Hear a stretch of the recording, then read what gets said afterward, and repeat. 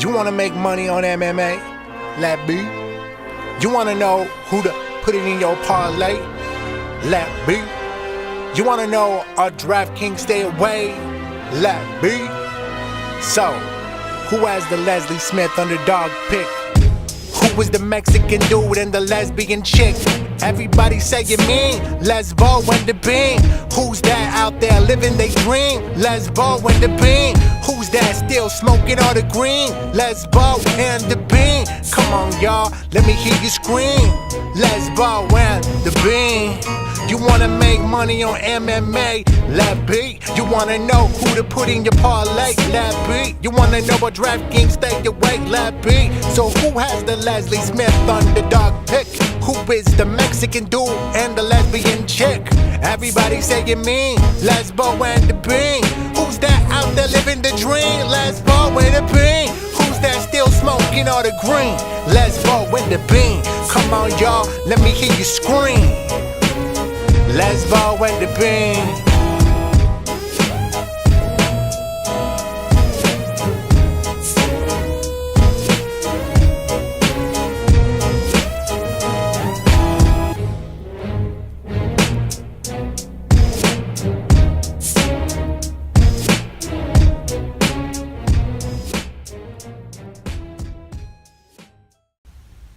Welcome back. Heavy duty weekend. That's a lot of duty, by the way, because we got a fight card on Friday, but the real card that we're going to get into here and just break it all down for you is going to be 218. We're cutting the fat and we're getting straight to the meat and potatoes. How do you feel about that? If we give you a bonus show later this week and we can also break down the fight house for the women's 125, we will do that, but we figured priorities. And I would agree that we only most get a fans, finite amount of time. Right. This is the most important shit. 100%. This is what people want to know. We got DK lines up. We got everything ready that we need to. So we're going to start UFC 218 coming out of Little Caesars Arena in Detroit, Michigan. Motown. Rock City. So this is going to end up being a 13 fight bout. It's going to end up starting for us with Alan Crowder versus Justin Willis. Justin Willis is the returning fighter in the UFC. He's coming off of a goddamn technical 5-1 fight. He's on a 5-fight winning streak though. Willis is, but he debuted his last fight in the UFC. James Mulheron, which he won by decision, unanimous. And Mulheron was 11-1 against Alan Crowder, who is debuting in the UFC at 9-2 record. The taller fighter is going to end up being Willis at 6'3", and both of these guys are coming in at the heavyweight limit. Actually, Crowder seems to weigh in more at that 240 range, where Willis pushes that 265. So we got the big boys starting it out. I feel like that's been happening lately. Been putting them big fights early in case they end up being flops, but with the power that comes with these guys, both of them having such steady records, they're both in the winning. 28 years old for the debut in Crowder and 30 years old for Willis. I definitely think this is a coin flip of a fight all the way around. I'm going to stick with Willis only because I've seen him tested in the UFC, and his debut against Mulheron, who isn't the highest caliber guy, is still better than most people that Crowder's ever faced. So Crowder has been fighting in Bellator though, so Bellator's putting a good show on there.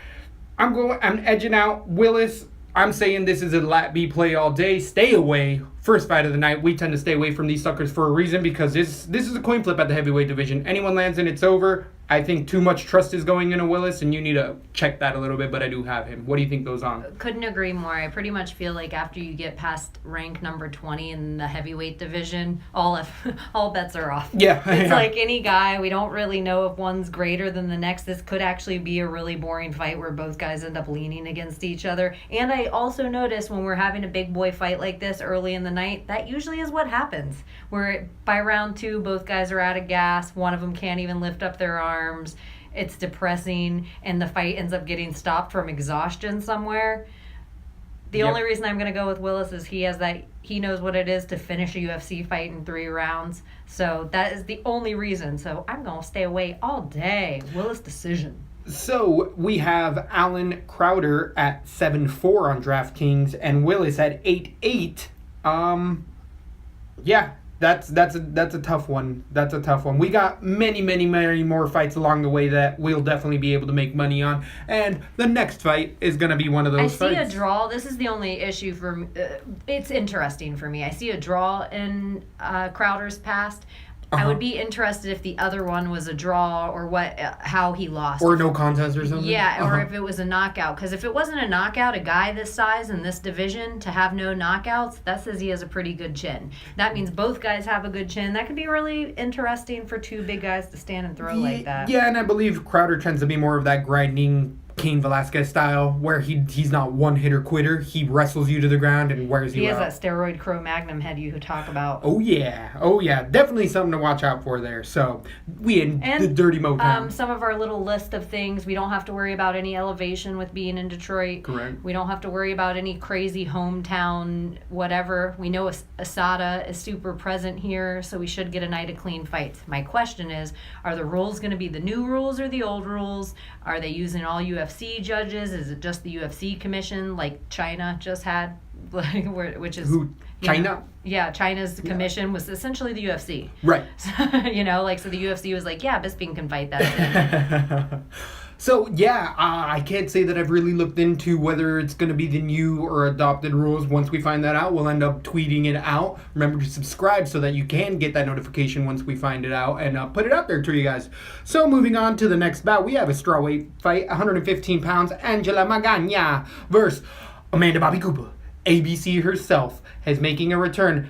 Both of these fighters have fought in the UFC. Magana coming off the Ultimate Fighter show, coming in with a 0-5 UFC record. Angela Magana against Bobby Cooper's spattered 1-2 in the UFC. Cooper's lost to Suarez and Cavillo and beat Elros as of late, but Cooper also was a part of the cast and got some wins in there as well. The younger fighter is going to be Bobby Cooper, 26-34 Magana. The taller fighter is going to be Magana at 5'4", and the reach advantage goes to Magana by 6 inches. Magana has also been in Puerto Rico during one of the most trying times that Puerto Rico's had in many years. We've seen a lot of... she has it that she's coming out of the Phuket top team, which is a great Thai team, but I know for a fact I've seen her in string bikinis out on the Puerto Rican shows talking about how much she hates life with a Puerto Rican flag. So if you've been listening to this show at all, you know how we feel about Angela Magana. She's getting as far as she can with them butt cheeks and not fighting skills, because 0-5 in her last 5 fights is fade all day. You could put PVZ in there. I want to see that. That's the first time I'm ever going to bet PVC in a fight ever again. So Bobby Cooper, as I'm alluding to here a little bit, better round fighter. To me, Magana just doesn't have any punching power, doesn't have a gas tank, and has low fight IQ. Bobby Cooper comes at you, has good striking. Submissions aren't too bad. Her submission defense has gotten a whole lot better. Her length is good, and I like the way that Bobby Cooper uses her range. She also doesn't have too much power, but at this division, that tends to be that way. I have Cooper decision right now. I can move it into a finish just because this is a fade all day. Cooper, I think, can stick around in the UFC. I don't know if she makes any title contention runs anytime soon, but I know what Magana's not going to do, and that's go anywhere in the UFC. Fade all day. What do you think this goes on?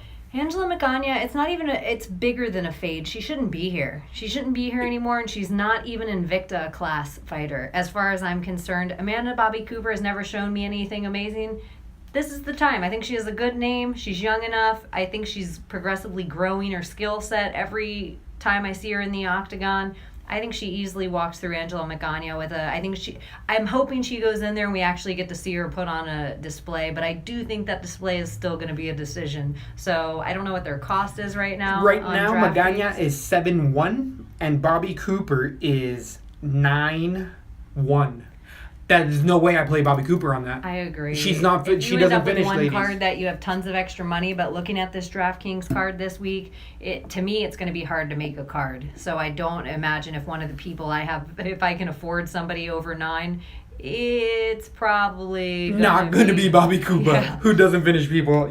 I think that's a good play that we find many other spots to cash out here, and there is that potential all night long, as we've been alluding to. Moving on to the next fight, though, we're going back to the heavyweights, light heavyweight division, 205.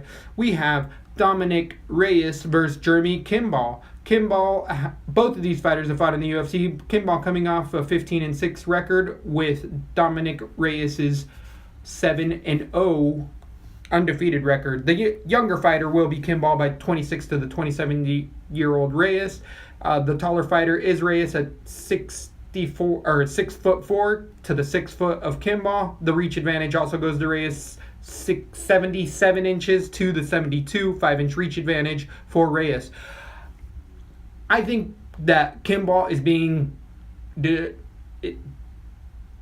unbelievably underrated in this fight. He did come into the UFC on short notice off of a knee surgery and lost to Rodrigo de Lima, which is a horrible loss. That's what kept that guy around for a lot longer than he should have been. But Kimball is a karate type striker, has very unique angles at the way he comes in and against you. He finished Josh Stanberry in his last fight 5 months ago. Coming off of a win, he used much more of movement compared to that first fight. If you look back at the De Lima fight, it's not a good showing of Kimball, and people keep bringing that up like he looked shit against De Lima, but he looked much better against Stansberry, and it's because of the short notice and the time that he had his body to recuperate from major surgeries. Unfortunately for Kimball in this situation, Dominic is the real deal.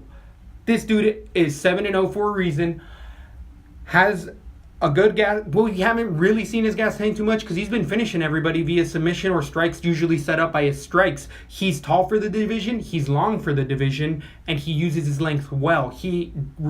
Dominic has a beautiful straight left. Powerful, it's caught multiple people. Reyes has multiple fights in under a minute. That does happen a bit because of the competition level. Reyes hasn't been fighting in the UFC. He's been fighting out of King of the Cage, which isn't a bad organization. LFA as well is another premier organization, but still, the UFC is a big step up. Joaquin Christensen being the debut for Reyes. Christensen shouldn't be in the UFC, so that was just kind of a gimme. We saw that coming. We ended up making some money on it. I do think Kimball has a good ground game as well. Reyes, we haven't really seen that much. The only time we've seen him submitting people is usually after he hurts them with some really crisp striking. As I was saying with Reyes with that left, he also throws his kicks from both sides, and he throws them really well timed. Off of his punches, he looks to me like a 155 fighter that's good at striking in the 205 division. Like, he has the build, like he's just 6'4". Yeah, that's the way he moves in the cage. So against anybody, this is a top contender. This is going to be a really fun fight. I really think Kimball's being underrated. I'm going to go with Reyes. I had Kimball earlier, but I talked myself back into Reyes. Shockingly, he's the huge favorite in this fight. But I think that there might be some more play on Kimball than anything, because I don't think he gets taken out of there like the first round like everyone else. And I think a lot of people are going to stay away from Kimball. I think he can lose a decision here, if not a split. He's being underrated here. What do you think goes on in this fight? The wrestling is the number one reason. What I'm scared of with is it Reyes or Hayes or Reyes? It's Reyes or Reyes. The Devastator. My biggest problem with Dominic is I have no idea how his cardio is because of how quick all of his fights have been, and half the fights are kind of padded to me against guys that never fought anyone else. So it makes me a little nerve-wracked against going in there against a guy like Kimball, who I don't really, even though he was knocked out just 2 fights ago, I didn't see him as a chinny guy. And I think he does have a weird, odd style that would kind of be difficult to train for. Regardless, and yeah, I agree. so I actually had the Devastator But I don't see him knocking out Kimball in round 1, and then I don't see it happening at all in round 2 or 3. So it's either I see him finishing it in round 1 by a knockout, or I see Kimball winning in one of the other rounds. It's nerve-wracking. I don't think it should be this far away. That's what I feel like. All I was saying was 100% like right now. Dominic Reyes is 9-4, the most expensive fighter on DraftKings. 2 Kimballs. I don't like that at all. And the other thing about Kimball is he's a guy out of Colorado Springs fighting at non-elevation against a guy who's never made it out of the first round. So that is just showing me that, here's this big guy with tons of cardio going against another big guy who's never made it out of the first round because he hasn't had to because he's such a killer. Yeah. That's a double-edged sword. I totally agree. So I think round. we already found, for me, the wage gauge of the night. I think you're right on that because I had Reyes coming into this, but then once you said Kimball has the advantage wrestling, that was my only question in my head was what happens if they get into a grapple up? What happens then? And if that even happens enough to stifle Reyes in the first round, I'm nervous as hell to going into round 2 or 3. I have Kimball decision right now. That's what I had earlier. I'm gonna change it to Reyes KO round 1. But I don't really see that happening. I'm gonna have it right like that for right now. I think this gets sketchy the longer this fight goes on. Right now, I feel Kimball is the Wager Gaethje. Hashtag Wager Gaethje. Hashtag LATB on Twitter at Lesbo and the Bean.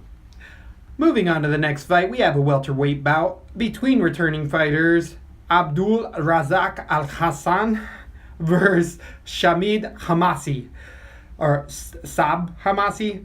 You guys are killing me. We got an 11-6 fighter for Hamasi. Sabah Hamasi. Versus 7-1 from Ghana, Alsan. The Judo Thunder versus the Punisher. Punisher's coming in, losing his last fight in the UFC against Tim Means, the Dirty Bird himself. Prior to that, he ended up, that was his debut fight, a hell of a way to debut. He ended up losing TKO over a year ago.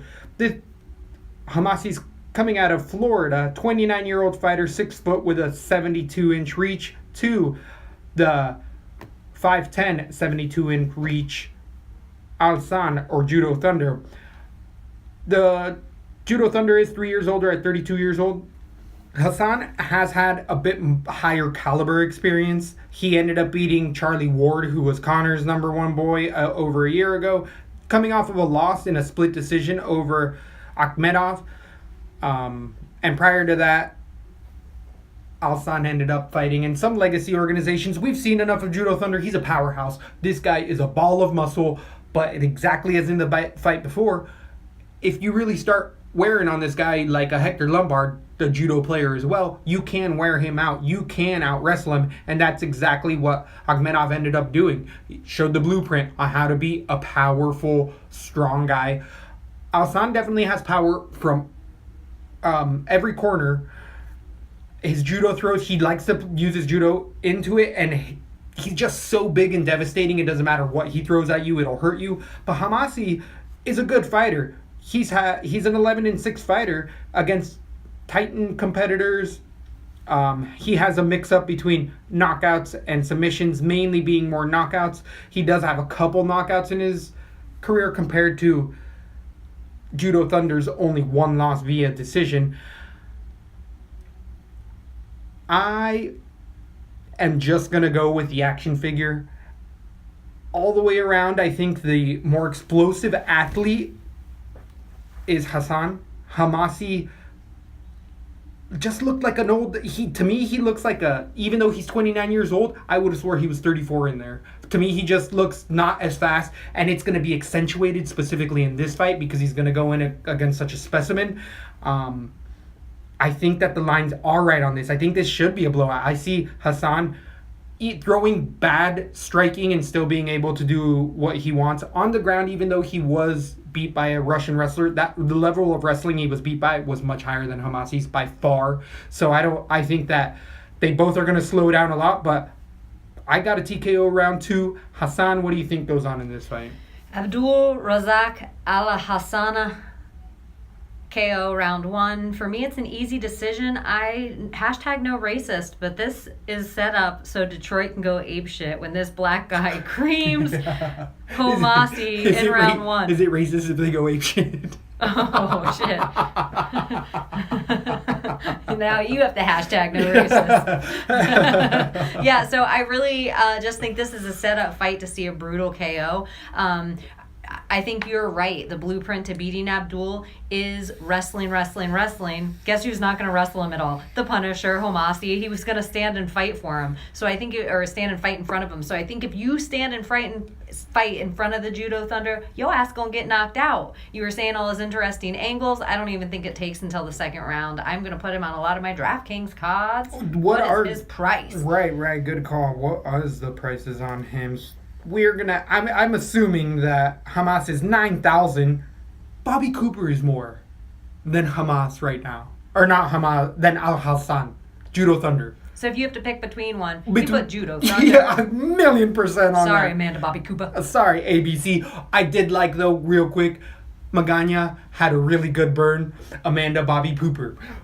I saw it. It made me laugh. It was more than just Amanda Bobby Pooper. It was like Amanda Baby Pooper or something. Oh, it was Baby Pooper. Yeah. It's the stupid, only time I'm going to give funny. Magana props ever in my life is that was a good one. Hashtag stupid but funny. Yeah, 100%. So Hamasi is going to be 7-2. That's a stay away for me all day. If there's a player there, it's Judo Thunder all the way. And I think that's about it on that fight. Moving on to another. That's all I have to say about that. On to the next strawweight fight. We're showcasing the ladies again. And we have longtime contender Felice Herring versus Courtney Casey. Felice Herring coming off of a 3-fight winning streak, beating people like Justine Quiche, Alexa Grasso as a big underdog there, and Caitlin Curran via submission. Only last loss as of late was a decision against Paige Van Zandt. And that is just mind-boggling. But on the opposite side of the card, we have cast iron Courtney Casey coming in with a 7-4 record, coming off of a win against Jessica Aguilar as of late, losing her prior fight to that a decision to Gaethje, and beating people like Ronda Marcos in a big upset as well. Only losing, she lost a decision to Sohee Ham. The interesting thing for me in this fight is the mental state for both of these fighters. Both of these fighters wear their heart on their sleeves and have gone into fights and lost fights they should have won, like PVZ, because they're just like, everything before the fight was bad and they couldn't learn to separate it. But as of late, both of these women have made a turn in their career, and maybe it was when they went to other camps that taught them how to keep the mental stuff more out of it, because Felice Herring has been saying a lot of that, and so is Courtney Casey. Like, I've learned to get my personal life in order so that I can just worry about fighting. And that has really shown, I'd say, dramatically more in Felice Herring. We've always known she was a top contender, but she has really put it together as of late. The older fighter is going to be Felice Herring at 33 years old against the 30-year-old Casey. Casey is going to be the taller fighter at 5'7", with a 1-inch reach advantage at 67 inches to 66 for Herring. Herring's also coming in at 5'3", so Herring's got a little bit of longer arms for that little body, but Herring has been a long time martial artist. She had a lot of Muay Thai experience for a long time prior to this. Casey is more of just the all MMA. She came in and was MMA. I think she had some high school wrestling in there, and has shown her wrestling to really get her through fights. Her toughness. Casey does tend to walk a little straightforward at times. Once she starts to slow down, that head movement really, really slows down, and those shots come a lot slower. Casey has good takedowns, especially in this division, but Herring's training with Carla Esparza regularly. We've seen a lot of women have trouble with Felice Herring's takedown defense. And Herring on top. I love how Herring uses her Muay Thai and kickboxes, uses good knees, elbows. Again, it's just whether Herring's mental state is there for me. I got Herring decision. I could turn this into a finish because I believe in Herring. If she's there, it was like Rose, and we were saying it with Rose. If Rose mentally is there, we got to watch the weigh-ins and everything walking up, and really watch their behavior on both of these ladies and see who wins the mental matches, because I think that's going to play the biggest role when this all goes down. Herring decision, what do you got on this one? I have Herring decision as well right now. I think this is probably the closest fight on DraftKings, and it probably should be. I don't think Courtney Casey should be this big of an underdog, and this is the fight for Herring that gets her name into that top echelon talk of women. This is the fight for her that if she wins this fight, I want to see her against Carlos Barza. Carlos Barza, or I want to see her against Andrade. I want to see her against, Rose. Joanna. Joanna. I want to. It's like fights that this is the fight. I would have never put her name in that top echelon of women, but I feel like any holes I thought she had in her game, Courtney Casey is a good person to let me see if those holes are filled. If she's ready for going and fighting, who's our girl that we always say is the cutest, and she's in this division, badass wrestler, just lost. Not Cavillo. She just lost to Cavillo. No, not Cavillo. Zinjas. No, she's our girl.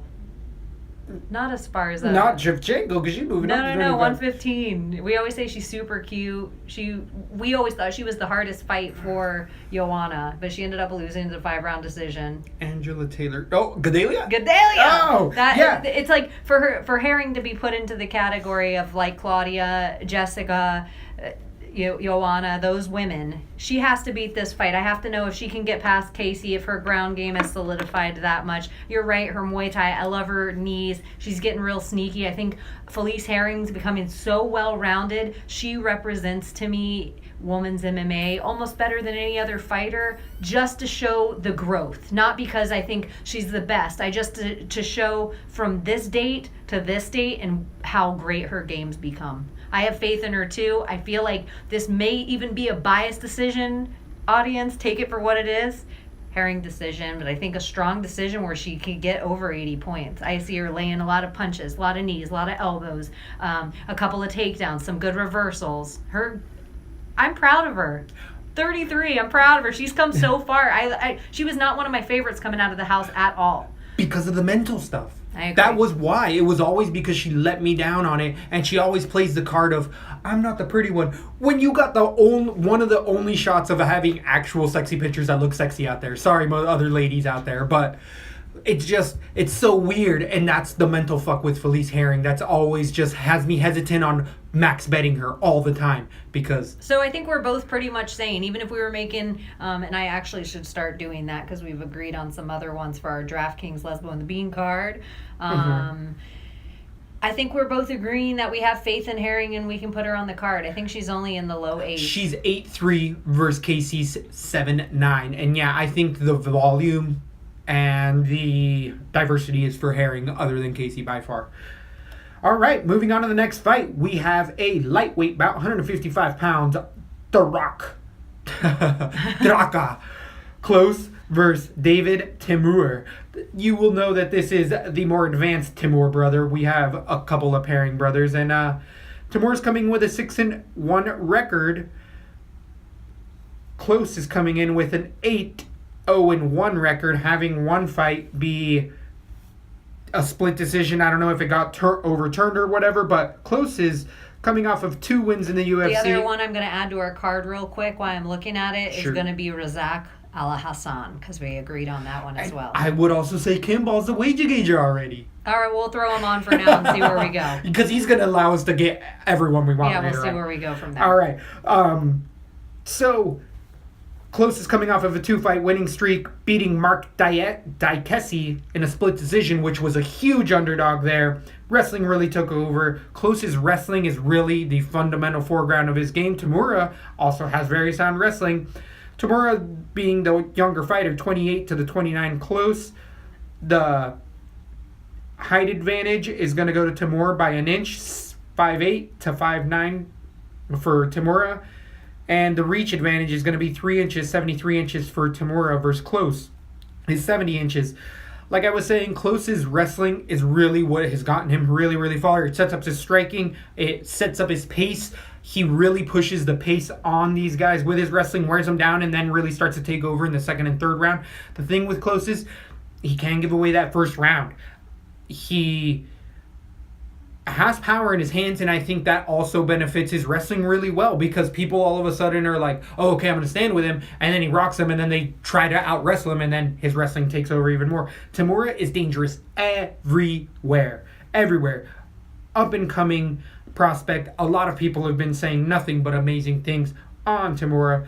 He's a big favorite in most of his fights because he's got wicked striking, good transitions on the ground. He's disgusting all the way around. But the competition level for him has been, he beat Novelli. He's coming off of the Ultimate Fighter. His only loss being in the Ultimate Fighter. He was a prospect to win that show. He lost to a guy he shouldn't have lost to. Then he's come off of a 3-fight winning streak, beating his best fighter to date, being Lando Venata, which I believe has been overhyped himself. Overhyped, and in that fight looked like garbage. And we don't like to always say that about fighters, but it just didn't look to the caliber of Lando Venata. Right.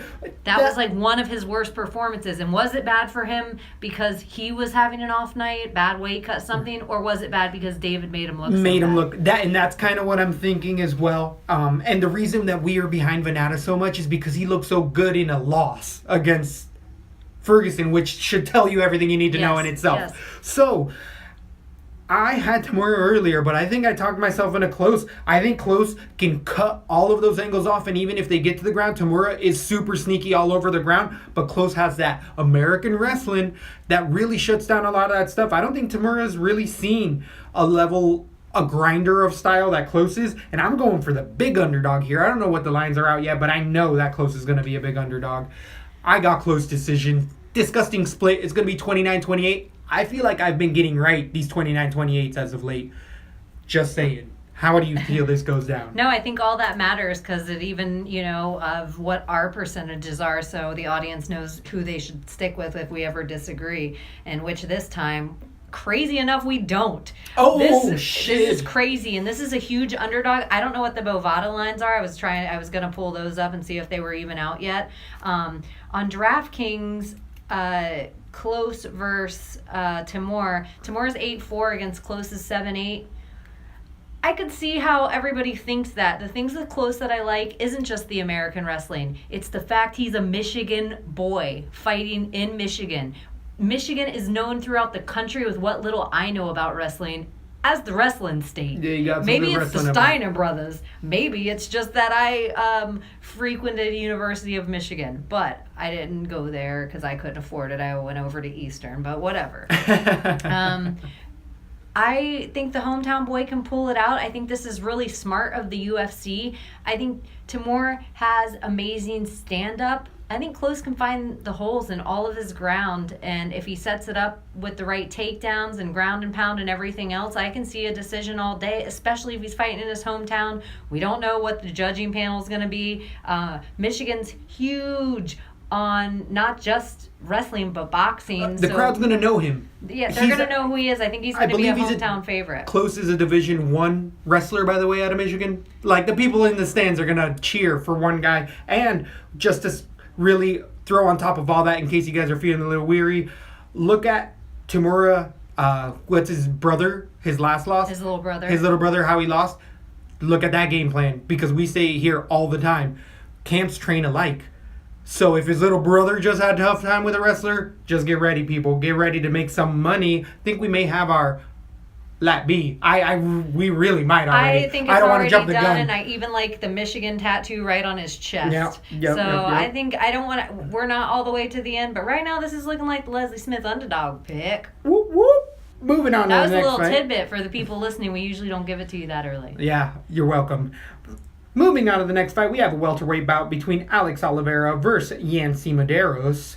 Both fighters have had multiple fights in the UFC. Oliveira definitely coming in with a much more pungent debut in the UFC, beating... I have to say, I really like Timur too. I like him in the same way that I like Perry. And I think they're similar kind of fighters, where I think they have the same holes in their game. Platinum Mike Perry. Like, I really like Timur is way more fundamentally striking. Perry's like, but anyway, I know what you're saying. Yeah, I really like him, and I usually don't bet against him, and I'm surprised I am right now. Like, I'm just surprised at that pick for myself, but the more I think about it, I feel like close is a really sound pick. Okay, moving on. Yep. Cowboy and the kid. So Cowboy's coming in with an 18-4 record, having over 5 fights in the UFC, only losing one of those, I believe, to Garcia back in the day, and then finishing most of his fights as of late, TKO Ryan the Flair, and Ryan the Flair's 13-1, only lost to Alex Oliveira, throwing that out there. Oliveira does have a little bit of weight issues at this 170. He's come in multiple times over and always been super funky, always something to watch out for. Oliveira is going to be the taller fighter, 5'11" to the 5'10" of Medeiros. With the reach advantage by 2.5 inches, goes for Oliveira, 77 inches to the 75.5 for Medeiros. Medeiros, being a 14-4 fighter, is also had a wishy-washy career. He's really, for me, been a guy that I had a ton of backing on early on, and has lost some TKOs to Poirier at 155, which he's moved up now, beaten people like Medeski and Sean Spencer, as of late Eric Silva, TKO, but he lost a decision to Trinaldo, which I think should be given more credit, especially when a lot of people were saying that Medeiros' chin was gone. If you can stay in there with Trinaldo and not be finished, and he got some punches landed on him, you shouldn't have too much of a worry at a weight division above. Unfortunately for him, though, Oliveira is a power striker. Oliveira comes at you hitting heavy, great Muay Thai, beautiful kicks.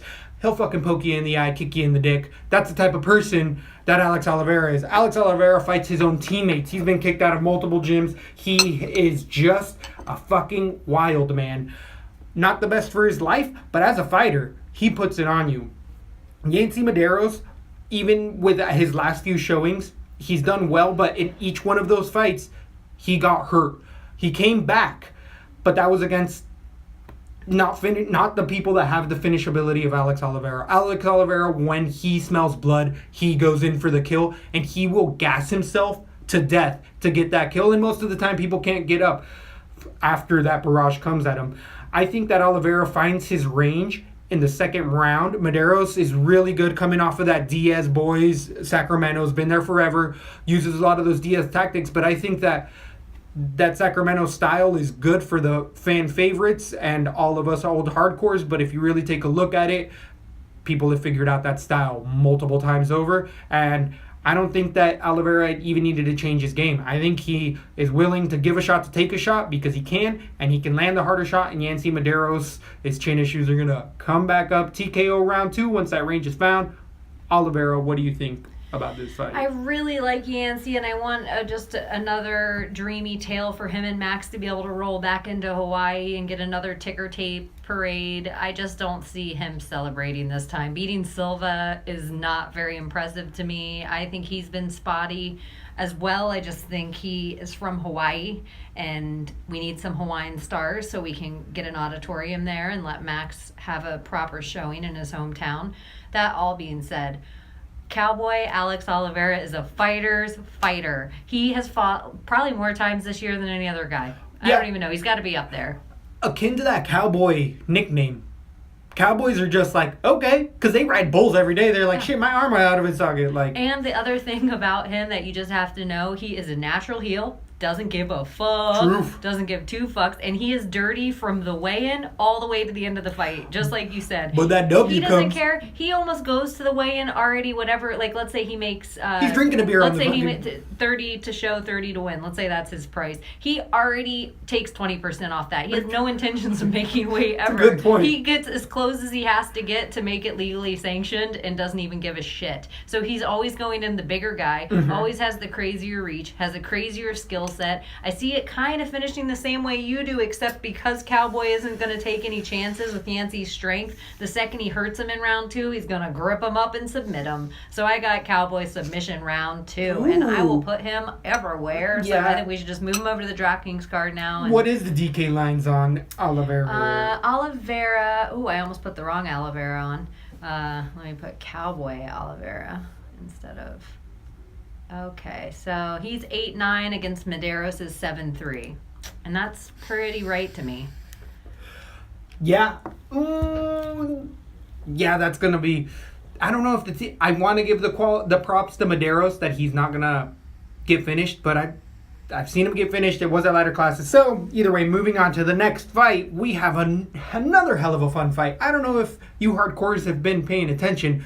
These fights are unbelievable so far. I know we haven't been really elaborating at We're how all great on they're the prelims, everyone. These could be main events. These could be Fox main events and any other fucking shows. And let's just do a little recap here real quick. We are breaking down UFC 218 from Detroit, Rock City, Motown, Philly, back again, doing a little East Coast swang. And you can follow us at Lesbo and the Bean on Twitter, lesboandthebean.com, and make sure you like and subscribe. Moving on. So this is the perfect time to highlight the prelims main event, and that's going to be debuted by Paul Felder versus Charles Oliveira at 155 pounds.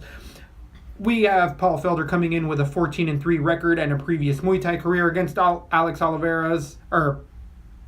Oliveira's 22-7. And make sure you're careful with this, everyone. Do not put the wrong Oliveira on your card. Do not put the wrong Oliveira on your card. 100. Because Charles Oliveira, the way it reads is C. Oliveira, which would make you think in your head as a fan, Cowboy Oliveira. That's not the right one. Good Just call. so you know. Good call. So the older fighter here is going to be Paul Felder at 32 years old to Oliveira's 28. The reach advantage is going to end up going to Charles Oliveira, 74 inches to the 70 inches of Paul Felder. But the height advantage goes to Paul Felder at 5'11" to the 5'10" Oliveira. So some long arms coming in for Oliveira. Oliveira also has some very, very sneaky striking. Good Muay Thai, good clinch, good knees. Again, that's Paul Felder's. That's what his base is. It's not wrestling. It's not anything else. Paul Felder's base is Muay Thai. So a striking match, I feel like edges out slightly due to the power not being... Felder's had a great chin, shown a great chin, and Oliveira doesn't have that power. If he gets you, it's with a sneaky elbow, the thing you don't see. The really scary thing that everybody knows with Oliveira, you can't trust him. He gives up in fights. He is coming off of a win to Will Brooks being an underdog, and nobody saw that coming. But Will Brooks has kind of been a little more shoddy than we thought. Little more shoddy than we thought. So prior to that, Oliveira had a submission loss to Ricardo Lamas, losing a submission to Anthony Pettis. He ended up being Miles Jury via submission, who Jury is also out of the UFC. And before that, losing TKO to Max Holloway with a weird throat injury that never really was explained other than a esophageal tear that didn't really happen. But either way, so on the ground, if this goes to the ground at all, Oliveira wins this all day. There's just no way. He had some of the most unique finishes in the UFC, and they're not unique because he randomly gets them in flashes. It's because he's so high caliber and so long and lengthy that he can pull stuff off that other guys can't, and he tries it in there. Beautiful triangles, beautiful sweeps. He throws just stuff you don't see on the ground. Watch Oliveira, and you'll have a lot of good time. But everybody knows this, so a lot of people have found out.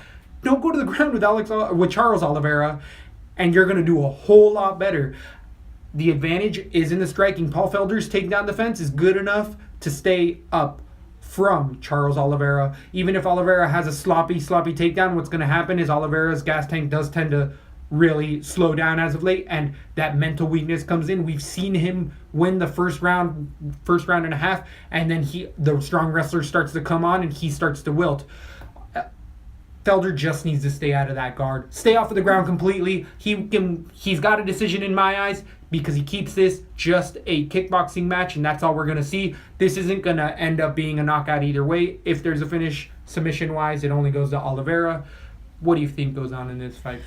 Paul Felder kind of reminds me of Michael Bisping style. I don't know if it's just that I see them both as kind of guys that could be in a 1930s movie, or is it just me, or does Paul Felder look like he should talk like, yeah, see? Yeah.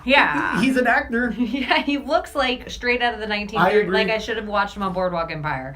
Charles Oliveira, his nickname to me should be Charles Quit Oliveira. How do you spell quit? Charles Oliveira. No one quits in the octagon like Charles Oliveira. He has a soft body, soft heart, soft mind. I don't know what it is. Maybe a combination of all three. He gives up. It's going to be a technical knockout. by Paul Felder in round 2 because Paul Felder can put the hurt on. I'm not even worried. He has nice takedown defense. I think he will stay out of Charles Oliveira's guard. Charles Oliveira doesn't win against the big guys to me, and I think Felder is a grinding guy that's going to put the hurt on you. I think Charles Oliveira is chinny, so if he goes in for a takedown, he's going to get hurt by Paul Felder with a knee, most likely a punch or a weird kick. He does have weird angles. I got Felder KO round 2, and I'll have him on a lot of my DraftKings.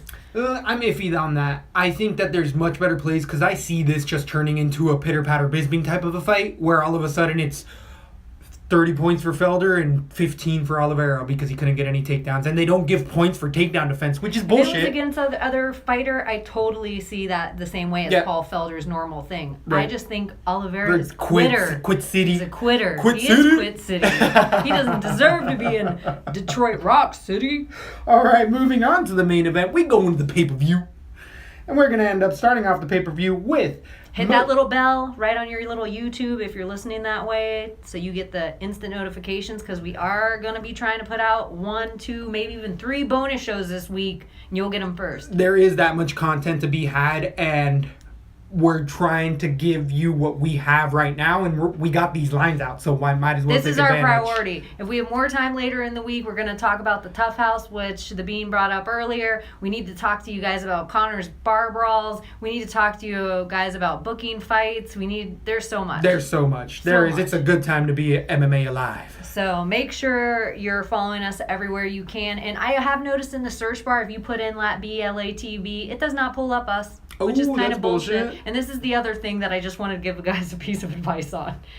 If ever you get in trouble and your girl comes in and she pulls up your YouTube and a whole bunch of licking puss and lesbian porn comes up, you just tell her, I'm so sorry, honey. I was just looking for Lesbo and the Bean. Because I've noticed in my own search, when I put in Lesbo and the pictures that are below us, aren't necessarily things that you'd want your significant other to think you were looking up. I just keep telling her on that search engine, it's all just LaTB research. That's all I'm doing. It's days and nights all the time. I bet if you put in Lesbo MMA, will come up. Lesbo and the Bean. Some other stuff is going to come up or LaTB. Maybe it'll also pull up Amanda Nunes if you put in Lesbo MMA. I don't know. Or it might put in our next fighter, Tisha Torres. There it is. Versus Michelle Waterson at 115 pounds. Another lady fight being highlighted here at the beginning of the pay-per-view. We know what we're getting with both of these fighters. Tisha Torres being 9-1, only losing to Rose Namajunas in a decision. Arguably split decision. That, to me, was a really close fight. I could have seen that going for Torres. Against Michelle, the karate hottie, Waterson. The taller fighter here is going to be Waterson at 5'3" against Torres is 5'1". Torres gives up height to everybody. Torres has never been the taller fighter in any one of her fights. So she knows, why I'm bringing that up is because she knows how to fight taller fighters. So don't be worried about that at all. Taller fighter, 5'3". 5'3" by 2 inches. So we have Waterson coming out of that Jackson Winklejohn gym. She's coming off of a loss, a submission to Rose Namajunas, and then off a 2-fight winning streak to Paige Van Zandt and and Angela Magana. Torres beating Julia Lima submission 4 months ago. Beck Rawlings decision, and again that loss to Namajunas. But she also had a good run in the show, beating a lot of people, already beating Angela Hill and Lieberger as well. So the karate hottie comes in with a karate stance. She has that Jackson Winklejohn, Holly Holm type of movement that's going. When she gets in exchanges, she does get hurt. She does that almost Wonder Boy Thompson stuff, but her output isn't as much as you would like. It's that karate, kia, and then she stops, resets, and by that reset time, people have already landed 3 punches on her. She has not transitioned as much as I can, or as much as I would have hoped for. But with Winklejohn, they're always getting people so much better. As much as I have. But bitch. We know what we're getting with Tisha Torres, Muay Thai striker, the tiny tornado for a reason. She comes at you with punches, elbows, knees, good takedown defense. Her number one lady being, Rocky Pennington. Pennington. They are officially married, I believe, or are they engaged? We actually tweeted out from Lesbo and the Bean today asking Rocky, because she said, on my way to Detroit, because she's going to watch her girl fight, and she broke her leg. Yeah. So we tweeted out, Hope what's you get going better. on? Yeah, because that was actually the next fight for Nunes that I wanted to see. Pennington, the thing I like about her is she's the only woman in the division that has a similar boxing stand-up style as Nunes, but she's also one of the heavier 135 women, and Nunes is the biggest. So it has to be one of those bigger girls to fight her. Anyway. So, Tisha Torres was at American Top Team. I know that she's not there, and I feel like people that are doing that more nomadic lifestyle are picking up all of the good skills. Lines are up. Awesome. Perfect. So, Tisha Torres is going to outpace this fight. I think that she can put close to an 80 to 90 points. So, she's going to be really close at paying whatever her value is going to be, because I do feel like she is going to be the slight favorite here. And I just got Torres. Got good takedown defense. She's fought way better fighters in the house already, all the way around. Torres is a contender here very shortly. She already has a split decision against the champ, and has a good match coming up for her next. Watterson, I just think she hasn't done anything to show me that she's progressing, and I gotta pick the Tornado to win a decision. I wish I could say a finish, but I don't think that happens. What do you think goes on in this fight? I have Tisha Torres actually winning by a technical knockout round 3. I don't want to say this. I really like Michelle Watterson. I just think she was an early hype train from the beginning. Everybody thought she was coming out hot because she submitted Paige, and that doesn't really do anything for me. When I look at Tisha Torres, the only loss I see for her is against Rose Namajunas, who actually was a Rose Namajunas that night, who did have her head a little fucked up. Like, it was a weird it was during this time we were really questionable about Rose. And maybe, we're still questionable about Rose. That happened right at her last weigh-in. Yep. So, that's really... I would like to say I think Michelle Watterson is like weak-faced or whatever, or can't take a punch, I guess. But after watching what Rose did to JJ, it makes me wonder that a little more. I did have Tisha Torres everywhere. I'm probably going to speckle this now. I do think this fight is a lot closer than I initially thought. I did have Tisha Torres just raking this out and being able to finish this quick, just being the better fighter pretty much everywhere. I don't think the Karate Hottie beats her anywhere. I agree with that 100%. Tisha Torres is going to be 8-6 on DraftKings to the Karate Hotties. Ooh, where is she? She is 7-6. So, everyone kind of sees what we see there, too. Yeah. And it's easy to see. It definitely is. So, moving on to the next fight. But something else that I will say real quick about the smaller 115 girls having the 135-pound boyfriends is kind of the same thing that I feel about, the girls that are with fighters that are men. When you're with a fighter, I think you get to question things, talk about things, maneuver things, have the bigger person lean on you in ways that a 115-pound girl just isn't capable of doing. I think that even makes Tisha Torres that much more dangerous, that she is with a fighter. So, I don't know. And least favorite camp right now, Jackson Wink for me. Even more reason to put Torres on the card or two. I was waiting for you to say something much. I was waiting. There's so many Jackson Wink guys on this camp. Every. It's pretty much what Jackson Wink versus ATT. That's pretty American fun. Top Team. Yeah. All right, moving on to, I can't believe this isn't the co-main event. This is the culmination of the entire show and the series. We have Eddie Alvarez versus Justin Gaethje at lightweight. Justin Gaethje is the more recent fighter with an 18-0 perfect record against Eddie Alvarez's 28-5. The younger fighter is going to be Gaethje, 29 to the 33-year-old Alvarez. 5'11 for Gaethje, 5'9 for Alvarez, and the reach advantage 71 goes for Gaethje to the 69 of Alvarez. Alvarez has always been shorter, had shorter reach, always used his wrestling to get inside there and box people up. Actually has good crisp boxing, has a great gas tank, has serviceable submissions, can recover from shots very, very well. The only bad thing is, he can recover from shots very well because he's always getting dropped. There isn't a fight that I've ever remembered, except some of the early blowouts against Dos Años, where it was so one-sided he didn't get hurt, but a lot of fights, Eddie Alvarez makes them closer than they should be at times. But he has power, and he can keep the fight where he wants, whether it be standing, and he has good enough takedowns to go to the ground with him, whether or not he wants to go to the ground or not. Justin Gaethje, as we were saying before, put all your money on this guy. He knows that he's eventually going to get finished.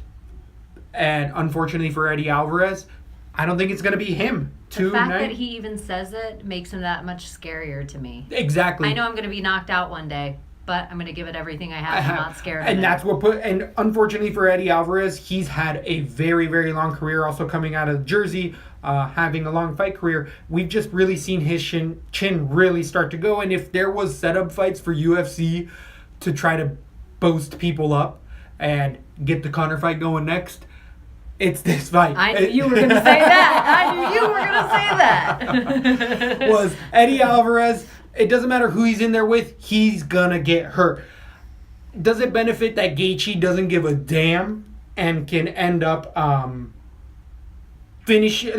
he will go in kicking. He sets up his whole striking. Justin Gaethje does, which he's also a Division I wrestler, so the wrestling cancels out there. But neither of these fighters really use their wrestling much in their fights. Alvarez more so. Gaethje uses it in reverse more as takedown defense. Gaethje doesn't try to go for takedowns, even though he could, but that's because he says, I'm not in it to be a wrestler. I'm in it to be a fighter.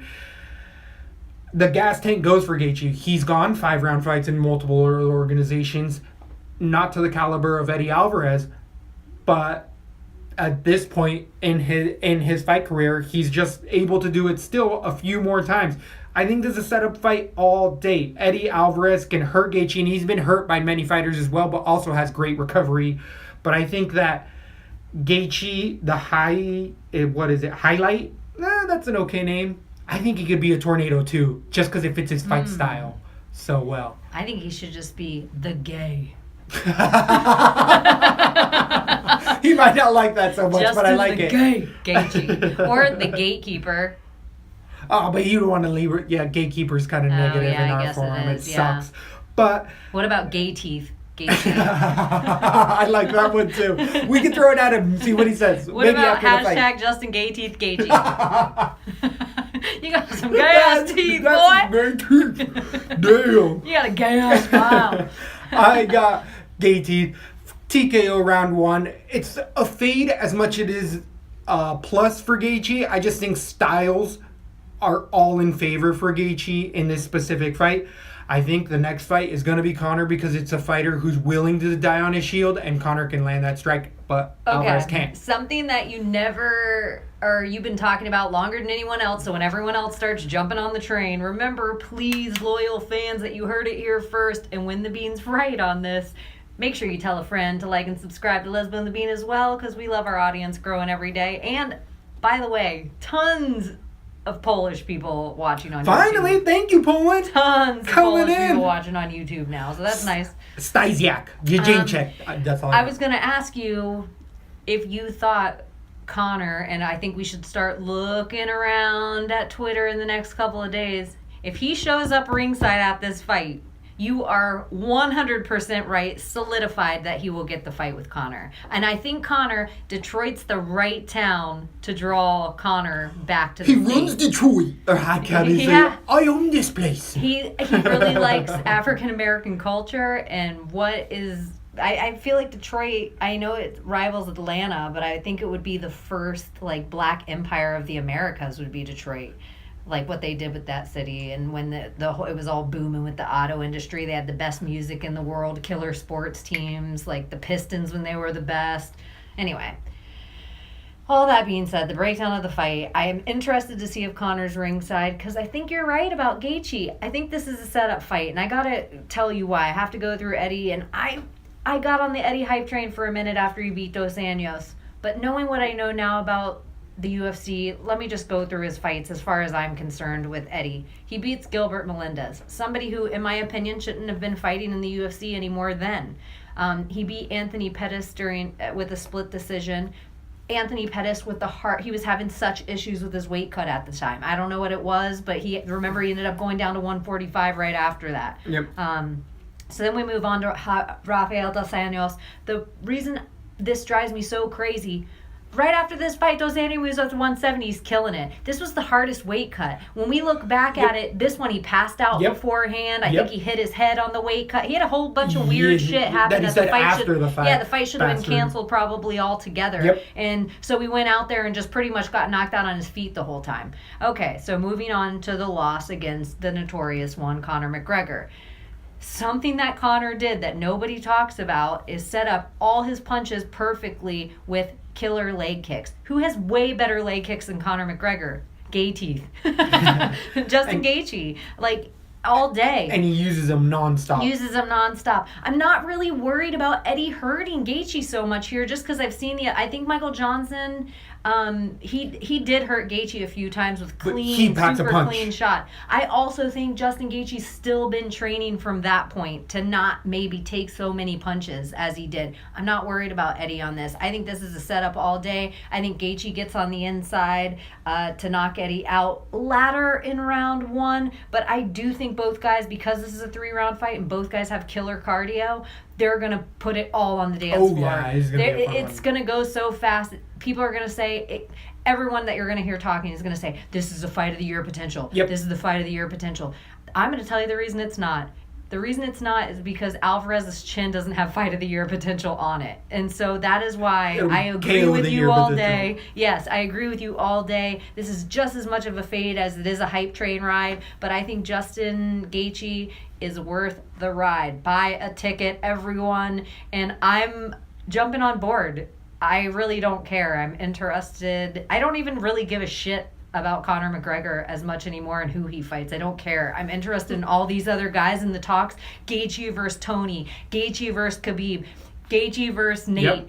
Like, all of a sudden, there's this new guy that I am interested in. And that interest from me, who also still is a person that, loves Ellen, Ronda, all that pop culture of it, I can see Gaethje being an interest to other people like me, where Conor sees that as well. You're going to see a whole bunch of pissed people. Oh, yeah. A whole bunch of pissed people. Tony's going to be so pissed. But I have to be honest as well. I want to see Tony Khabib at this point more than I want to see either guy fight Conor. Just me as a fan of that. I was so built up for that fight, and it's still one of the biggest disappointments. So anyways, Gaethje into round 1, beginning of round 2. I think you can put him everywhere because he also puts out so much volume. What is the prices on? We are going to look up here, and we're going to be walking to the top because everyone probably sees what we see, because Gaethje is 8-7 against Eddie 7-5, and I think that's about right, and I think we should move Gaethje over to our card. I like that. I don't see Alvarez anywhere. Do not mess up your card by putting Eddie Alvarez in there somewhere. Don't do it. Moving on to the next fight, we have a flyweight bout, 125 pounds, Henry Cejudo versus Sergio Pettis. Henry Cejudo coming in with an 11-2 record, only losses coming in the UFC. And then Sergio Pettis we have as a 16-2 record, also only losses coming in the UFC. The younger fighter, 24-year-old baby Pettis versus the 30-year-old Cejudo. The younger man is going to be taller and have a 2-inch reach advantage, 5'6" with 69.5-inch reaches to 5'4" with 67.5-inch reach for Henry Cejudo. Cejudo is coming off of a win, TKO over Wilson Hayes, and really looked better than he ever has. Unfortunately with Cejudo, what we always have to watch out for is that weight cut. Notoriously has had a bad time. He's in that Gastelum type of, if there's a fighter to fall out, calling it right now, Henry Cejudo, because of illness. I think that's a great call. I think that's a good line. Like, if they need to start doing that. Yeah, like who misses weight. Yeah, or who just isn't going to make the fight for one. Who's going to pull out. Yeah, due to illness. There's some bullshit, because that's what they say now. And we should call it the Khabib. Who's going to Khabib this up? I think there's better plays. I think there's other people that don't get more. Who's worse? I don't know if there is anyone, really. There's people close. Not worse. Not worse. So many fights. If you go through how many fights he pulled out, you will be like, oh my God, I forgot about that fight. I forgot it was ever even supposed to happen. Way bigger cards he's ruined. You may have a point there. So, Henry Cejudo, though, let's say he does make it. Let's say he looks as good as he did against Hayes in that last fight. Henry Cejudo's boxing is where he likes to keep MMA fights. He keeps them standing. He uses his wrestling in reverse. Has only shot very few takedowns. Actually, I don't think he's ever shot a takedown. Maybe on Hayes was the first time he finally got him to the ground and pound him to death. But I think desperation-wise, he tried on Demetrius Johnson. I think that's how he got caught. It was knees in the clinch that finished Cejudo pretty gnarly. But the only other loss for Cejudo not prior to Demetrius Johnson, and then he lost to Benavidez in a split decision. He lost that Benavidez fight as well. How is this fight above Alvarez Gaethje? I agree 100%. 100%. Is this above Alvarez Gaethje? This could open the main card as far as I'm concerned. Yeah, I agree with that. Even though Baby Pettis has also done a good job, though. He's coming off of a 4-fight winning streak, last beating Brandon Moreno, beating John Moraga, Calaitis, and Carriazo as well. Carriazo being a contender in there, but also massively undersized. We know what we're getting with Pettis. He's the better version of Anthony Pettis, and people said that initially, and it's coming to light. It's coming to fruition. He's much more technically sound, striking. On the ground, he's serviceable. He doesn't have that submission ability that his brother does because he's a little shorter and compact. I feel like Cejudo and Pettis have rivaling body stature, even though Cejudo's back looked huge in that last fight. Cejudo, I'm just randomly brainstorming here, just had his whole life go up in flames. How's he been dealing with that? How? The California fires burnt everything. He lost his medals. Oh yeah. And he burned his leg. And we almost dropped this fight. He got a new place, new clothes, new everything, and has been able to train in there. He's shown with the weight cuts and everything that if everything doesn't necessarily go right for him, woo! A lot of people have Cejudo, but I may be talking myself into Sergio Pettis. What I was going to say as well was Sergio Pettis has serviceable takedown defense. Sergio Pettis does not get taken down too bad, and when he does get taken down, he gets right back up. And this is MMA, not just wrestling. So I think I got a dirty split. Sergio Pettis, I got a big underdog here. I am just like, I have the intangibles going against Cejudo, and he's the type of person to break from this. This is a theme tonight. It's happening all over the card. Get ready for another underdog. I'm going to be making some money this weekend. What do you think goes on in this fight? That Pettis might be decision. your biggest underdog pick of the night. That's because huge. Cejudo is at 9 on DraftKings, and Pettis is at 7. Or Cejudo is at 9-2 on DraftKings, and Pettis is at 7. Yeah, but the value DK there isn't for me because I see this being a split decision type of fight. So I think it's going to be a kickboxing match. At 7 for even a split, Sergio Pettis isn't a bad gig. 7. He lays a lot of damage out. I think Kimball has way more likelihood.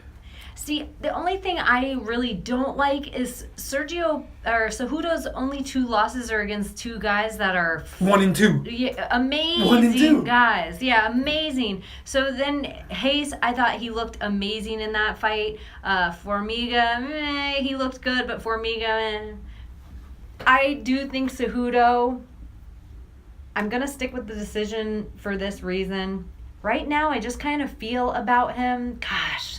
He's coming into his own. So he's young, getting it man. together. Yeah. Sergio's so young, and he's such a little ball of potential. He probably will be the champion at 125 one day. I do see that for him. I don't want him to fight Mighty Mouse now. A win in this fight, pretty much he fights Mighty Mouse next. That's what we're going to see. Unless Dillashaw Mighty Mouse. But otherwise, they just have to I would beat say him. Joey B, then Mighty Mouse. It just depends if Mighty Mouse wants to fight again. It's really because they don't have anyone else, and Sergio already has a big enough name because of his brother. I like everywhere Sergio's headed. There's nothing super exciting about him yet. Cejudo has looked so good in his last fight, so good. He kind of is the Felice Herring of the men for me. I just have faith in him. He just looked like he got it like all his work. You know those magnet boards that you draw a face on with a mustache and stuff, and it's like a magnet pin? It's like all his magnets were spread out, and they're getting closer and closer together. And I see it happening, like the evolution of him. I'm going to go ahead and stick with Cejudo here. If he loses, it's not that he isn't he's just not one of the top 5, and it means Pettis is on his way up. But right now, I'm not going to put it everywhere. I do see it also being a very low output fight regardless. I do even think this could be a boring 3-round fight for a small guy fight. I think they could stifle each other. So I see it just like you. That's why I'm saying a dirty split. I think a dirty split. I'm just going to go the other way and go with Cejudo. Decision. I like that term, dirty split. It works on so many when levels. It's close, I see exactly what you mean by dirty split too, though. I see that. And, no, but I also see like it could go one way or the other, and people are going to be pissed on Twitter. Yes, that means a dirty split. Agreed. And you heard it here first. Moving on to the co-main event. Good grief. We got a heavyweight bout that is meant to knock your socks off. This is Megatron versus Optimus Prime. This is Alistair Godzilla versus King Kong. This is too humongous. This is, you have good enough. Ngannou, the Predator versus the Reem. We've been hyping this, and actually before I even get into this, I gotta let the fans know that for this fight I'm gonna have to be on code red. We're gonna be on high alert, hog watch, all weigh-ins long, all fight long. You just better keep your eye out. Wear protection because you might lose an eye watching this fight. Ngannou's gonna end up bringing the back bomba into this fight.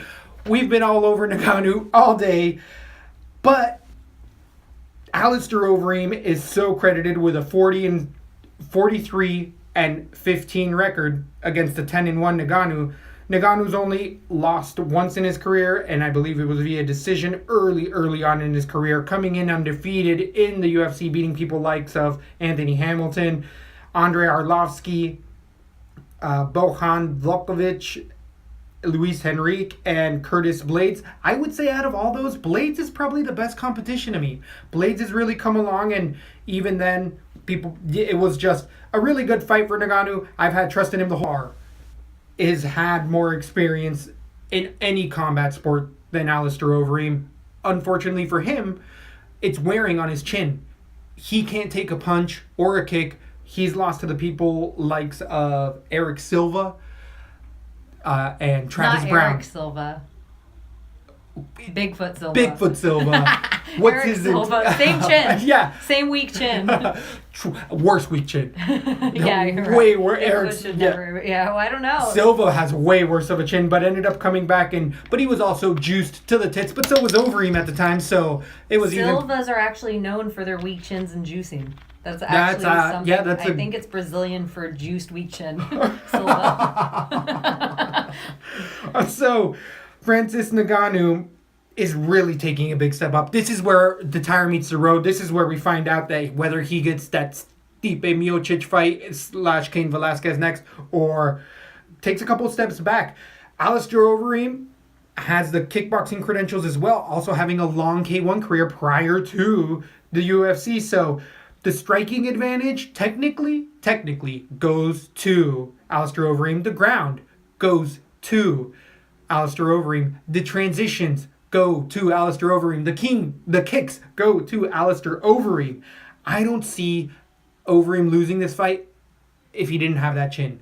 You just can't trust that chin, and it's been so many times. He gets hurt with the weakest shots, and the intangibles with Francis Ngannou is that he is so young and new that he's willing to throw a stupid back fist that most people won't throw, and Alistair Overeem doesn't have a good enough chin to take those back fists. Andrei Arlovsky almost finished him with a few of those. I can't pick Francis Ngannou. I can't. I don't trust that chin at all, but I trust that Alistair Overeem has seen what Damian Maia and other people have done and has the ability to take Francis Ngannou down and keep him down. The Evil Twin's been all over calling me crazy as well, saying Ngannou's gotten up, and I'll say to everyone, Ngannou showed me that he could get up from people and finish people and stuff like that, but it's not the level.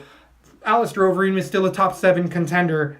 Francis Ngannou, biggest hype train. I've been looking to make money on you, but unfortunately, I'm going with the fucking Reem decision. I think he turns this into the most boring fight of the night. This is going to be take you down first round, not let you get up, land rapid punches, maybe they stand you up.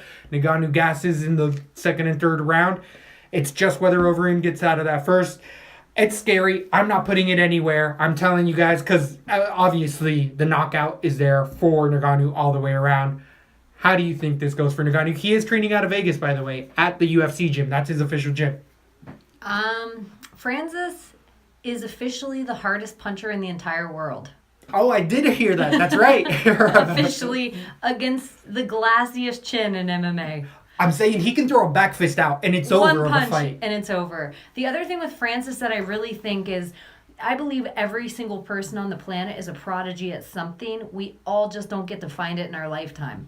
Every once in a while, maybe somebody was that for actually fighting, and maybe it's MMA fighting. And from everything I hear from every coach that's worked with this guy to every training partner that he's had, he is sponging up mixed martial arts like nobody before him. Mm-hmm. He was living on the streets just like 3 years ago in France. And then he worked into a gym. He started out boxing, realized he's good at all this other stuff. Even the way he submitted Anthony Hamilton his last fight, I just learned that. He's just picking all these things up. I think he's crazy strong. He's one of the few guys at heavyweights that has the body that people want, and that's why they take steroids. But he is just naturally gifted, built that way. He is meant for this sport. The shape of his forehead, the flatness of his nose. He kind of is the great thing about all fighters for me. Where I don't think we've seen him tested isn't the ground, or isn't his takedown defense, or isn't any of that. Where I don't think we've seen him tested that Overeem can test him is the power of a kick and body shot that Overeem can land. I think a knee to the body, that's my most nerve-wracking thing, is I think a knee to the body from Overeem can lay anyone out. You're 100% right. And yeah, I did not talk about, because the striking's there, but I don't want Overeem to even think of striking. I want Overeem to double leg takedown. I think in a weird way, Overeem could be a lot like a big, huge Stephen Thompson. Just crazy kicks, crazy knees, coming up fast, staying on the outside. And if you stay out of the punching range of Ngannou, and I got to think if I see it from my layman's eyes, Overeem's camp sees it. This is my only question now for Alistair. I feel like the last 2 fights have been something sketchy, maybe even the last 3 to 4 fights, maybe even 5, where something sketchy with his weight, that he's got an IV here and there. He had food poisoning the next time. He had, there's always some little weird backstory. And I think you need Alistair, and you save him, and you want to build him up as a king, only so that a new, young, hungry lion can take his fams. Francis is that lion. He knocks out Overeem in round 1. I think he's worth every single cent on DraftKings. He's not going to be worth anything in parlays. I just think he's going to do damage, and this is the fight that he's the real deal. I don't think he gets Stipe next. Stipe seems to have a very smart heavyweight career where he does only fight maybe once or twice a year. Mm-hmm. I think he gets Verdum next, and I think that's the perfect fight for him next, because I actually do want to see. I think they moved him way up too fast in the ranks. I just don't think Alistair should be ranked so high either. So I do think this is maybe, and the division's not that thick, but in the reality, if there were more people, this is like the 10th and 13th guy fighting, maybe 10th and 15th guy fighting. Alistair should be the higher ranked guy. He just shouldn't be number 2 anymore. So beating Mark Hunt and shit, big fucking deal. I'm just saying. And put some money on the bean. The one thing that I will say, too, is he lost against Fabricio Verdum, in my personal opinion, 4 months ago. Which Verdum also hits fairly hard. Not as hard as Ngannou. And then 8 months ago, he beat Mark Hunt, who should not be doing this anymore. He did fucking hurt Stipe. And then got knocked the fuck out with a head kick and punches. He got head kicked. So, and then Junior Dos Santos, we don't listen to the bean on this. This is a decision, Alistair Overeem. A lot of people are going to be butthurt. You're saying a 5-round decision, Alistair. This isn't 5 rounds. No? This is a 3-round. It's a co-main event. You're scaring me. I'm so used to the co-main being 5-round, yeah. They should be, yeah. No. Only if they're champions. Yes, yeah. Only for the belt. But this is, this could be a pay-per-view on its own. I agree. This could be a fucking pay-per-view. So, the Beans got money. I saw plus money on that. I've already put some bets on Alistair Overeem. People are going to be mad. So, I like it. You're saying the Reem's back. Or the Reem never left? I'm saying Do you think the Reem beat Verdum? I'm saying the hype train can beat levels of fighters, not the Reem level of fighter. Not yet. Give him a couple more fights. And I really, it's a fun fight. I think us as fans all win in this fight, regardless. Whatever happens. Agree. So, we finally got there. We Here it got is. the main event. If you haven't subscribed, you better remember to hit us up on Twitter, Facebook, YouTube, Instagram. SoundCloud, Podbean, iTunes, LesbianTheBean.com. Find your feed. Lisbon. Exactly. Libsyn. Remember to just hit that subscribe because we got tons of more content coming to you guys. Content is king. And we got it. Yeah, that is true. And the reigning king. Oh, I have to show you something. This is for all the women out there, or even men who want to change things up or have kids and can't be. You know, like when somebody's talking and they're telling you some shit that you really don't care about or whatever it is, but guys will be like jerk off motion. Like, yeah, whatever, jerk off hand motion. I think a funny one for women to do, like, you're like, hey, babe, it's the bottom of the ninth. Oh my gosh, this guy slid into home. I bet. Udders. Milk in the udder. That's mine for women. Anyways. Go right. That was my tip for the main event. If your wife's like, hey, will you just get up and do this real quick? Honey, it's the main event. Little udder action. Don't do it. You'll get in trouble. You are going to get in trouble. And you might as well see the main event for what it's worth. Now that you've already paid for that pay-per-view and you've gotten your money's worth.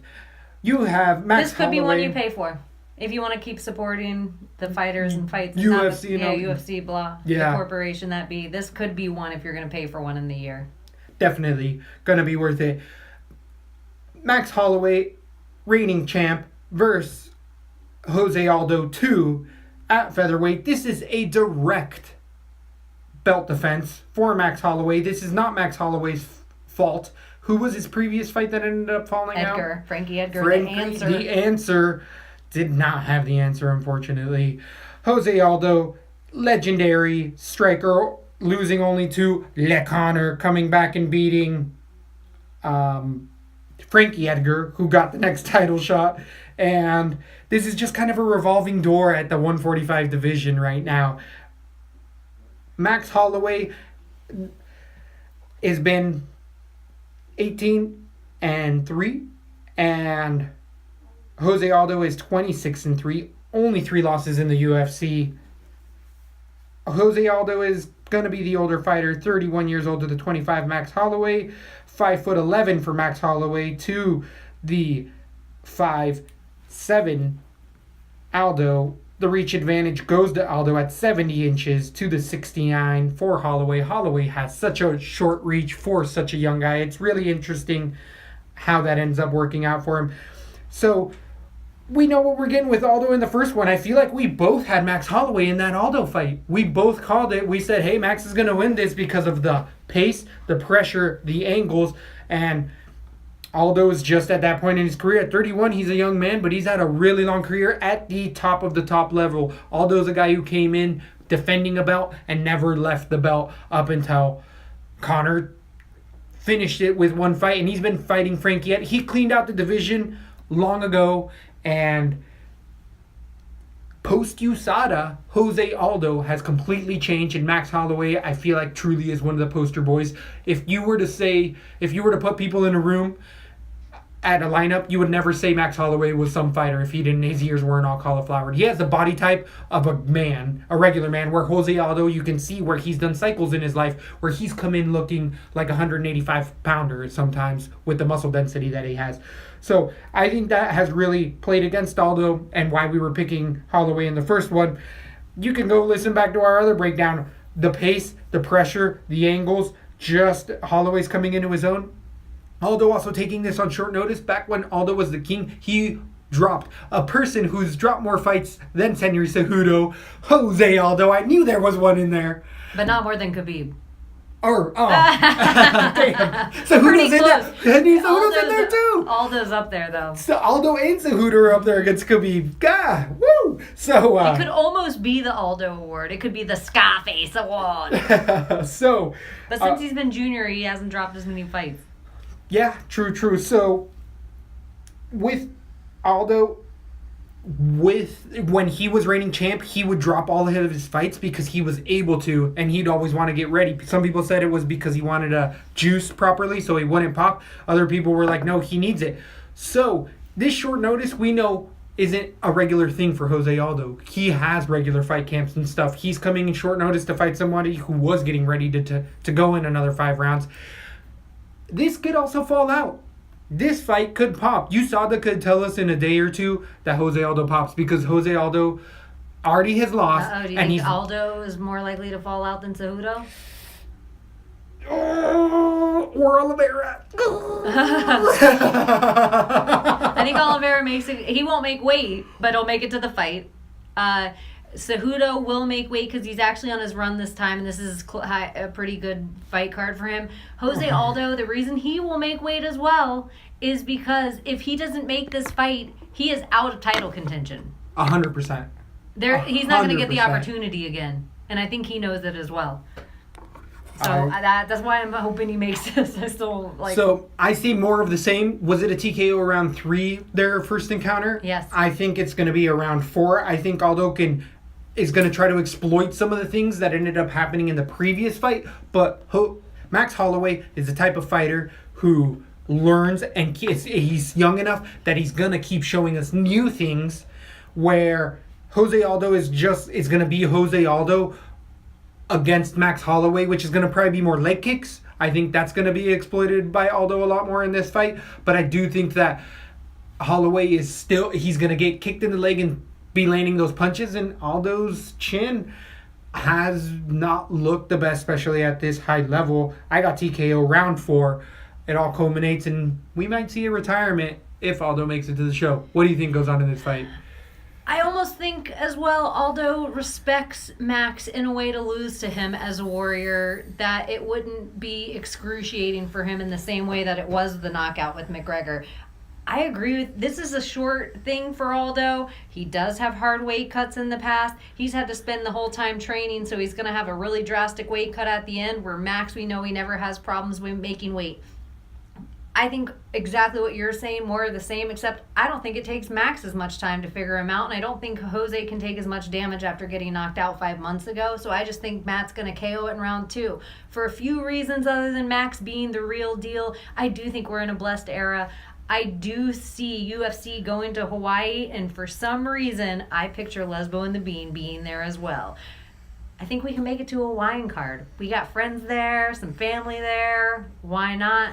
Do a little trip into Los Angeles, a little fly out. It might be enough time for the UFC to figure out all the loopholes so they can get into Hawaii, for us to get it together, maybe get our Patreon going. See, you could follow us there too. But I like Max. I think he's going to get his ticker tape parade. I think he can take damage. I do think Jose said he could figure out the length of Max this time because he wasn't sure of how tall he was going to be when he was in there across from him. I just don't think that matters. Max is the real deal 145 champion. I think we're going to see him in the UFC for a long time. I think he might move up and have the 155 belt one day. I think he might move up and have the 170-pound belt one day. I think he's kind of like a Tony Ferguson to me. So, one last question. KO round 2. Max Holloway, blessed. What is the LaTB DK card? Just to remind y'all, we ended up having our Leslie Smith underdog pick being Glenn Close. From 101 Dalmatians, not just any Glenn Close. The Rock Close. As our underdog, we see the wrestling really coming through and shining, and I feel like the Bean's getting a little arrogant here. There's some goddamn underdog. I got Pettis. I got Overeem. I got Close. All right, that might be it. That might be all of them. But those are pretty big motherfucking underdogs. I'm just throwing that out there. Trying to figure out a way for us to afford. Because do you feel better right now? Our card is Felice Herring, Razak Al Hassan, Kimball, Close, Oliveira, Cowboy Oliveira, which is A Oliveira on DraftKings, okay, and then Justin Gaethje. We have 500 extra remaining salary, so we could do some finagling here. Do you feel better about Max over Al Hassan, or Oliveira, points wise? I would say that Max Holloway, because any 5-round fight with this type of pace, with these type of cardios, is going to be likely to get up there in those hundreds, even get in that 150 ranges. So the value in DK is going to be a 5-rounder. Anytime you can get in a 5-rounder in these lighter weight classes, chang, it's going to help you out. The only thing with Max is I think that he's going to be very highly owned. So, but I do think the value. Do we dump Al Hassan or Cowboy Oliveira? Oh man! One of them has to leave our card to afford. I want to say Max Holloway. I want to say Al Hassan. I agree. I think we know more about Cowboy. I agree. I almost think you could base it like it's almost a fighter's fight card. All right, that leaves us 200 left over. I don't really see anything else that we agree with so much to change out anyone, but I kind of feel good with our card. So the Lesbo and the Bean card, tell me if I'm wrong. Everyone who stayed in until the end, make sure you like and subscribe everywhere. Tell a friend. We love that. I don't even know if we're doing anything on the Patreon yet. And so if anyone were to donate to anything like that, it would really just be going into equipment so we can get everything going for actual visual on our YouTube instead of just stills. So anyway, Lesbo and the Bean card. Felice Herring at 8'3", Max Holloway at 9'3", Kimball at 6'8", Close at 7'8", Cowboy A. Oliveira at 8'9", and closing it out, which I think is going to be the highest points getter of the night, so worth it on every card, Justin Gaethje at 8'7".